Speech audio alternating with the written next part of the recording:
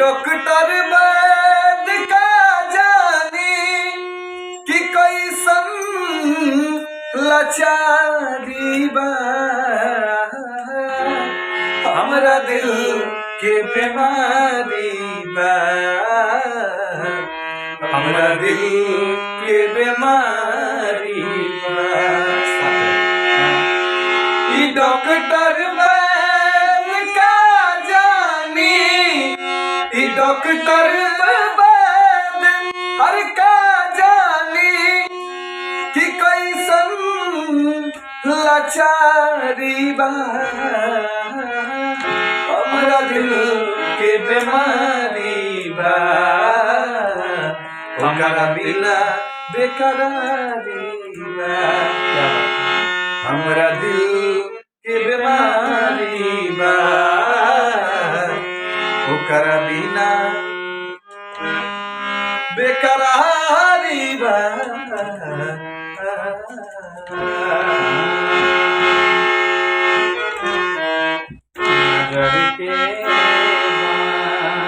बढ़ा लिया गए तो गए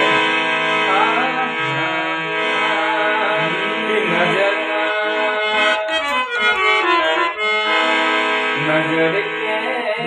बान मत मारा सबरिया तू धरा जइबा नजर के बान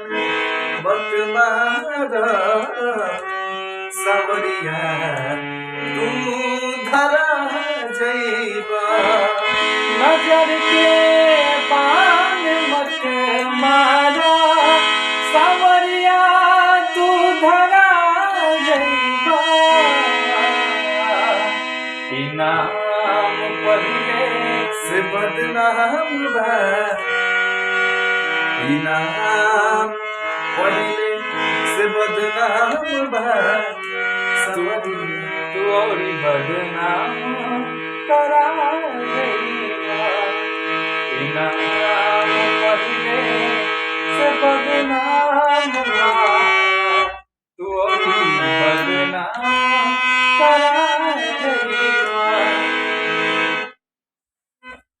अरे कैसे में आई बलम रोड से कैसे में आई बलम रोड से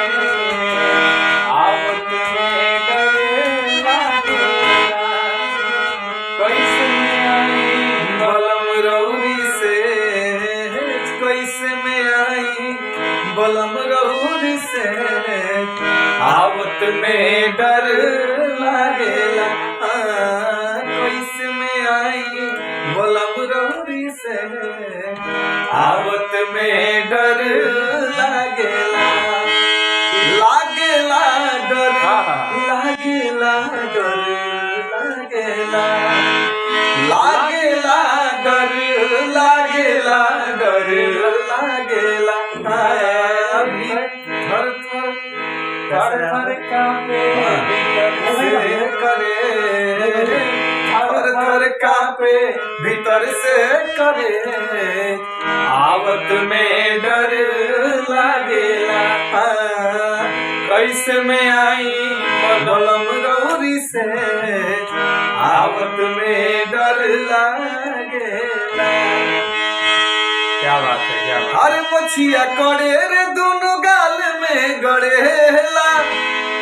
अरे रही रही भीतरी लहरिया चढ़ेला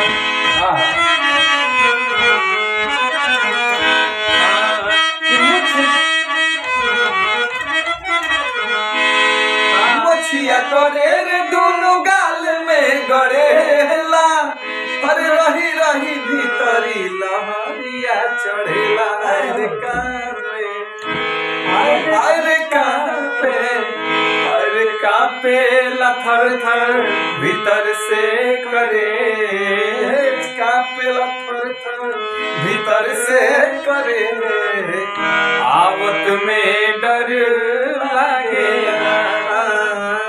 कैसे में आई बलम रौरी से आवत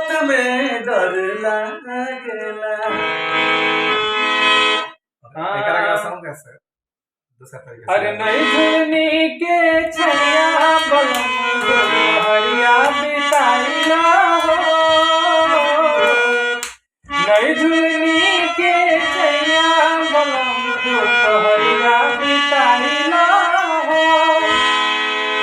दुपहरिया बिताइला दुपहरिया बिताइला हर दुपहरिया बिताइला दुपहरिया बिताइला हर नहीं झुलनी के छैया बलम दुपहरिया बिताइला हो,